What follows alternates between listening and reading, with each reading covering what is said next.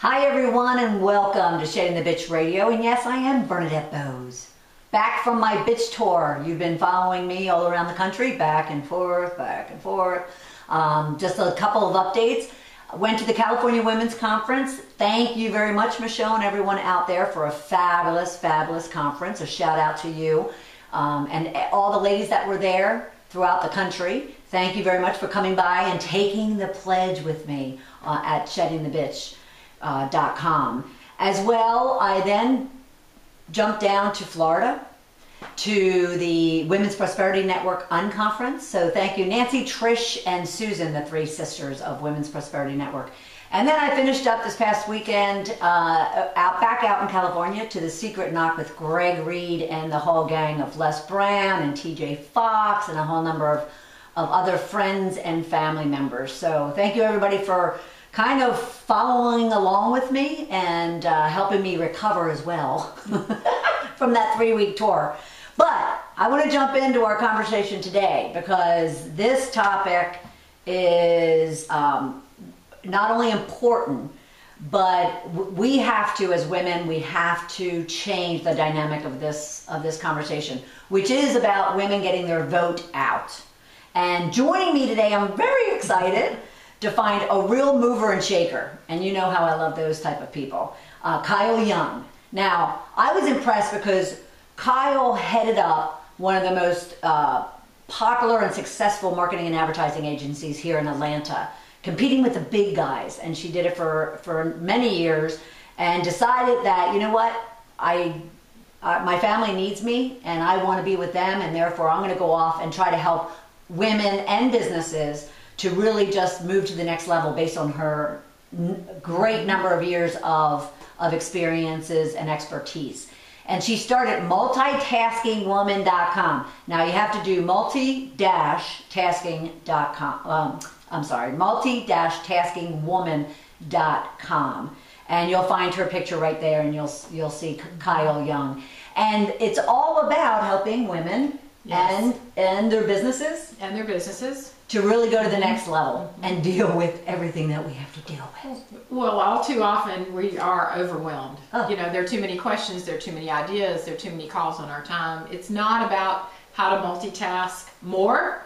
It's just about how to make small changes in your life and really take a higher level view to know what's really important, what's not important, and then act on that. Yeah, and I'll tell you what, we can all use that, can't we? Because I was telling her, many of you come to me all the time saying, I just have too much to do, and how can I get more done in the same 24 hours that we all seem to have, and yet I can't seem to get it done.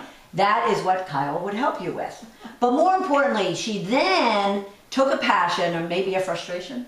I would say definitely a frustration, even kind of an anger, really. Oh, angst. I love that word. People always say to me, yes. why do you use the word angst all the time? I think it's bold and strong. But she took the frustration of women getting out and voting, or maybe they're not. So we're going to talk about that today, and I really want you to pay special attention. But I also, before we even get started, I want you to go to nevertoobusytovote.com. Go to Never Too Busy to Vote on Facebook. She's multitasking on Twitter, and just follow her everywhere and join the movement that it's not, you're never too busy to vote. And make sure, ladies, that we get the vote out. So, what was the angst? What caused the angst? Well, my frustration and my anger, really, Bernadette, was when I found out that in 2010, 46% of women voted. Only 46%. Ladies. Now, only 45% of men voted, so we did slightly better than men, but not really. That's just absolutely disgusting. No offense. That was my word. That was my word. It was unacceptable to me. So I figured, I'm just one woman, but I can at least start going out and talking to all the women I know, like you. I have a network around the country to reach out to them to say, look, let's go vote.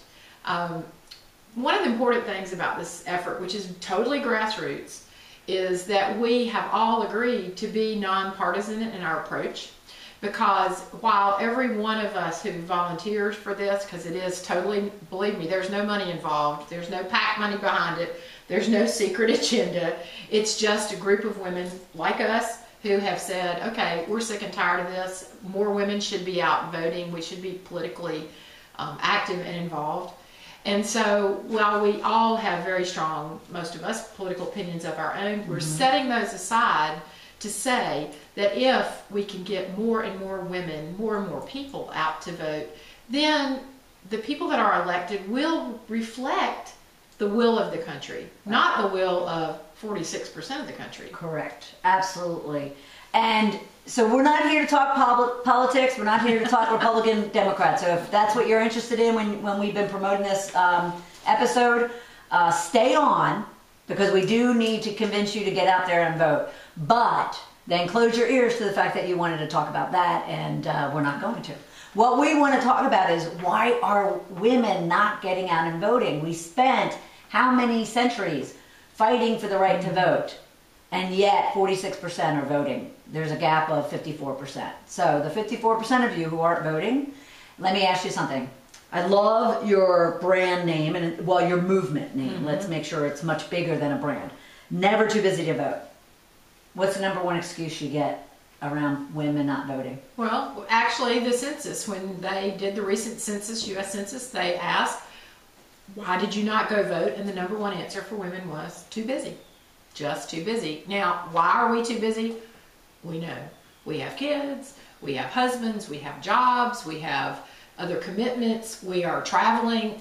Any and all of these things in combination, excuse me, we are busy. You do that while I'll fill in. Because what I want to make sure of is, do you know if the census actually followed up with the next question, which would be, okay, why are you too busy? No, you know, that's a good one. I'll have to go back and look at the data again to see. Well, because if it gave whether it gave child care, or right. My employer wouldn't let me off, which of course is illegal because your employer has to let you go vote. Right. But even some of my own friends who I consider to be very astute and involved and active women, particularly if it's not a presidential election, I'll say, oh, well, did you go vote on, Tuesday? Oh, I meant to. I totally forgot about it. Or I got out of a meeting too late. Or, there are all kinds of reasons not to go vote. No. You're being nice. Okay. Well, at Shade in the Ditch, I tend to be on the tough love train. It's not a reason. It's purely an excuse. And I will say that because I mentioned to you earlier, I really didn't have a high regard for voting, or not even regard. I just didn't see a lot of meaning or purpose for me behind it until 2008, when I did become a small business owner, an entrepreneur. I left corporate, the security and the comfort, but at the same time the schedule and the travel and all the excuses. Oh. And then in 2008, with a lot of those excuses no longer, and the importance of voting that much more for me, I said, nope, there's absolutely no reason, call it a reason, whatever, it's an excuse that not to get out and vote. Well, a friend of mine says, when you say, oh, I'm just too busy, it means it's not a priority. It's not important enough. It's not a priority. It's not important enough. And you talked about, it hasn't been that long since we had the vote. I mean, if you really look at it, it was only in 1920 that we got the vote as women in the United States of America, arguably the most progressive country in the world. Right. And prior to that time, and through the suffragette movement, what people don't realize is there were governors and senators who were actually trying to have women committed to insane asylums for the rest of their lives, simply for no other reason, simply because they thought that women should have the right to vote. Oh my gosh. Okay, so women, we've spent many lifetimes, okay, struggling to get our option to vote, our freedom, our right to vote. So what is it going to take for you to go block it out on your calendar right now and discuss it with your employer, make arrangements with daycare? What would my situation be? Purely that I have I have pure flexibility over my schedule, being that I'm an entrepreneur. But you travel a lot. I do travel, and maybe I'll look at whether or not I have to travel that particular day, or what are the other options? Well, you can vote early. I can vote early. In fact, a lot of states have already opened early voting. So if you've already made your mind up who you want to vote for, don't wait. Go. Avoid the lines. Vote early. Right. Is there mail-in still? You can get an absentee ballot. Melissa Grossman, a good friend of mine who actually lives in Spain, still an American citizen, there is an expat group in Europe, and they're already voting. You know, they've got the process. They are voting. Just because they live in Europe, they're not giving up their right to vote. Right. So, and you have to admit, there was a huge presence of women, and there is a huge presence of women. Our policies, our needs, our requirements in this year's election. Well, and we are the majority of people in this country. Right. But we are not represented like a majority. Right. If you look at the numbers of how many women senators and congresspeople and even in state legislatures, we've made progress. We've made a lot of progress. Right. But we're still very, very underrepresented by our own gender in political office. And I could go into a long discussion with you around why I think that is too, because I don't necessarily think, we talk a lot about it here, that it's the boys club, that it's the whole political arena. It's also women not stepping up. And granted, not stepping up to a political office is one thing. Not stepping up for the vote is a whole other thing. Yes. So do me a favor. If you're listening to this live or in our rebroadcast, video or audio, remember, go to nevertoobusytovote.com, never too busy to vote on Facebook, and multitasking on Twitter. And just follow what Kyle and this movement is doing. I'm going to definitely be participating. Oh, can we discuss this? Oh, sure. Want to tell a little bit about this? For those of you who are listening only. Yes. This is Kristen Lee, who is a very talented graphic designer. As I said, all the women involved in this effort are volunteer. And she is a fabulous graphic designer. She made us a version of the traditional British, keep calm and carry on, keep calm and vote. We have it in multiple colors and sizes on the website. You can download it, you can print it out, you can post it on your bulletin board at the office, you can put it on your refrigerator to remind you. Right. We are this week introducing different Facebook banner images that you can make your banner on your own personal Facebook page. And if you would do that for the next 28 days, because we're only 4 weeks from today is election day, that would be great. The best way women can help is to come on, like the Facebook page, and share it out with their networks. Right. I did that earlier. Yep, I did that earlier. Spread the word, because we have had some amazing people. You'd be surprised at some of the women who have responded just from the Facebook page. And these banners, do they also incorporate the women's statement? The women, or are they generic? No, they're generic. Okay. They're more of the keep calm and vote, keep calm. But we are welcoming women to submit banners if they want. I think I'm going to work on one of those because as much as I think it's important for all of us to get out and vote, I really want to support the idea of moving this 46% up. Absolutely. And help get the women out there voting. So, yes, so I'll help you with that. We have a YouTube channel as well. So I've already encouraged you to go ahead and make your, why I'm never too busy to vote, or why you should never be too busy to vote, and upload that. Are you doing any type of contest or any kind of campaign around it? That's a good idea. Maybe we should. Maybe we should go. I can donate something if you want to give something away. 28 days. See how creative we can get. We're really reaching out primarily to women, because we know if women go vote, the people around them will usually go vote, because women drive activity. Whether I have an idea. I'm going to throw you right there. She has, if you're watching this on video, you're going to be able to see this, but she has these great bags, and this is my little gift bag. Isn't that lovely? And multitasking woman. And there's a way that you might be able to incorporate that into your videos. Yes. You know? We'll do that. Thank you. I got to commit right here. That's great. Yeah, I'll even be willing to, we could talk about me even donating this to the cause, because I am so glad that we have this opportunity today to help educate everyone because you hit a chord with me when Kelly reached out to me. Kelly Green, little shout out for insider branding secrets. And she's helping with our Take the Pledge campaign. And I found this to be right aligned with that type of movement, that we really need to get women to have a voice. I spend a lot of time, as I'm sure you do, listening to women, I'll have to say it, complain or just feel sorry for themselves as to why they don't have what they have in their life. And yet many of us, and fortunately there's a lot of women out there very blessed as well, and who are appreciative of that.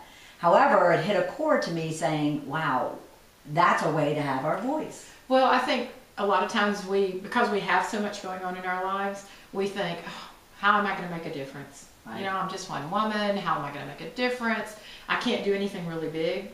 But it's all about little things, because little things add up. If one woman tells 3 or 4 of her friends and they tell 3 or 4 of their friends, then we've leveraged, and all of a sudden we're reaching all over the country. Right. A friend of mine, I said, gosh, we're trying to reach all 50 states. And particularly in these last 28 days, I said, I don't know anybody in Alaska. I know people in Hawaii.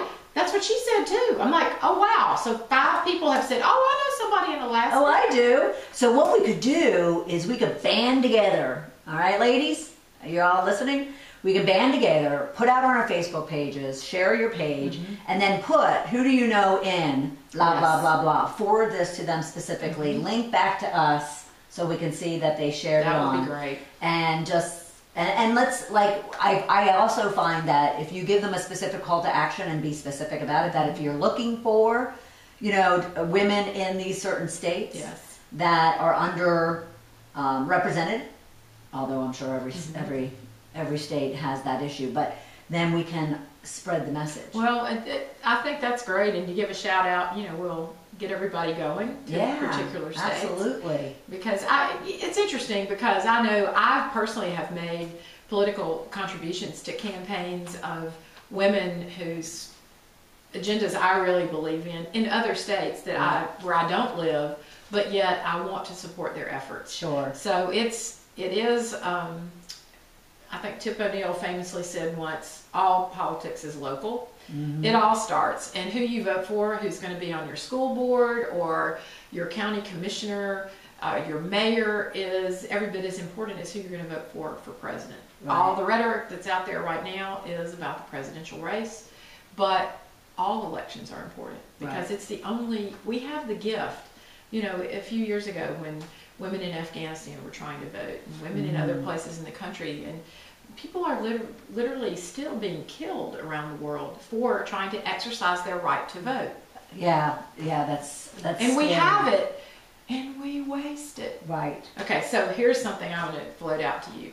Did it strike you as interesting or funny, as in ironic funny, certainly not laughing funny, that the entire nation got in an uproar because we had substitute referees for the NFL, or that people stood in line, literally camping out for days for their new iPhone 5, but yet they don't want to stand in line 20 minutes, 30 minutes, an hour. In most places, it's not even that long. Right. Especially if you go vote early. Right. Something is inherently upside down in our country if we're not taking that right to vote seriously. Yeah. Well, and I want to check if this caller wants to state a question, or maybe they're just listening in off their phone. And then we're going to come back, because I do have something I want to ask you. Hi, this is Bernadette and Kyle. Do you have a question?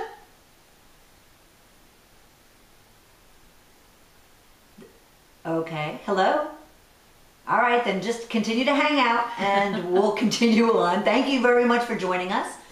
I have a question. Being that you have, is it your son or son? I have a teenage son. Teenage son.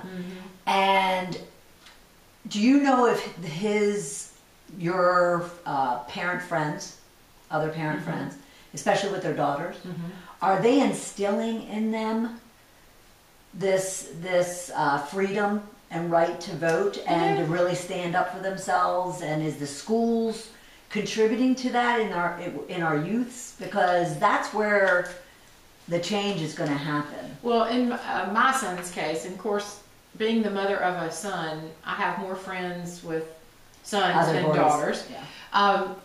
I will tell you this, he's 16 and a half, he'll be 17 in February. He is absolutely incensed that he cannot vote. And I keep telling him, you don't, even if you can't vote, you can still be politically active. You can Right. volunteer if Yep, you have I a did in high candidate school. that you want to get behind. You know, you can become politically active. I think, though, this idea that girls maybe aren't as aware, you know, I think back to when I was a teenager, and that was a long time ago. But I think it was very important to me when I was able to go vote the first time. A friend of mine just had one of those big birthdays, and so I took her out to dinner. She and her teenage daughter, who's the same age as my son, I've known her since she was born, and we began talking about, this was prior to both of the conventions. And her mom said, now we're going to be watching some of that. And her reaction was, typical teenage girl, right? Oh, Mom, why do I want to watch that boring stuff on television? And we began to explain some of the women's issues that were in play at that particular point in time. It was when some controversial remarks were made about rape and so on. And she was like, you're kidding. This is the daughter. Mom, that's just not right. You're kidding. I can't believe somebody would say that. And we're like, well, this is why you need to remain aware of what's going on in the news, of what's being said, and to understand that you can have a voice in this. Right, right. So she left the dinner, I think, the birthday dinner, determined to go back to her high school and band those girls yeah. together. And the point we keep trying to make is, rarely, I don't know about you, but I rarely feel that in a political conversation of opposing views, am I really going to change what the other person thinks? I'm probably not going to change their position. Right. There was the other night after the debates, somebody posted on Facebook or Twitter, oh, now that I've seen the debates, I've totally changed my mind about who I'm going to vote for. Said no one ever. You know, it doesn't usually happen that way. Maybe a few people will make their mind up, but the fact of the matter is that the conversation can still be centered around being politically active. Right. And just standing up for what you believe in and what is important to you. And that's what the key point is. Republican, Democrat, we don't care. We just want you to stand up, and especially as women, and really put your voice out there. Now, Yes. do you have some fun facts, and where can someone get their hands on them? Okay. We do have some kind of frequently asked questions. If you go to the site, there is a section called Spread the Word. There's also a section for media. This is a little bit of a who, what, when, where, why fact sheet. I think that, as Bernadette has already said, the main thing we want you to know is that we are nonpartisan, totally nonprofit, all volunteer, just women reaching out to women. Which is just what you're doing with your whole Shedding the Bitch movement. I know it includes men as well, but we really want people to begin that conversation. If you don't want to say who are you voting for, Right. which personally I never ask anyone because I feel that's a privacy thing. Even my parents growing up would not necessarily confess to each other who they voted for, because frequently they voted for opposite people. They canceled each other's votes out, but we want people to reach out when you're having coffee. Meet somebody at Starbucks, stand in the line at the grocery store. Are you planning to vote? Right. Please go vote. Right. I ran into a friend of mine recently at a local festival here, and she's very active for an opposing political party. And she's, oh, well, let me give you this information. And I said, you know what, Nancy, I said, thank you so much for being politically active. I'm not going to take that information because, right now I'm focusing on just getting people out to vote. Right, right. So I had a request from a New York Times reporter who's writing an article who said, how are people handling this issue in the workplace?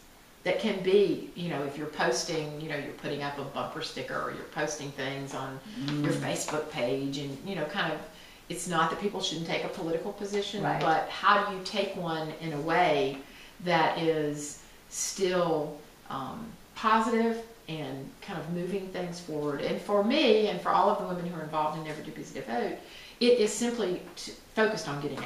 Right, And absolutely. exercising that right to vote. Absolutely. Nevertoobusytovote.com. That's where this document is that Yes. they can pull down. It is. And then Never Too Busy to Vote, the Facebook page. We want to make sure you're going there.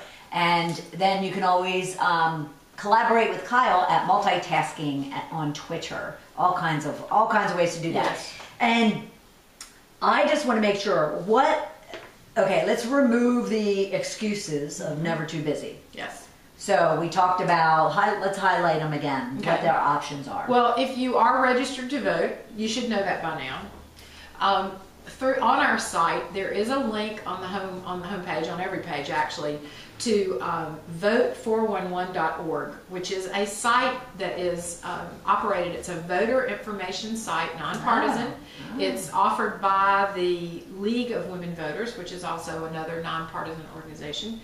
You can go in, you can plug your state, you can pick your state, and it will give you all the information you need based on your zip code of what your state's deadline for voter registration is. As we've said, many of the states, the deadline is today, not all. It will tell you what the requirements are, because in the last 2 years, since the last voting, national voting in 2010, 11 states have changed their voter identification requirements. Yes. So don't be caught short by showing up and not having the right documentation.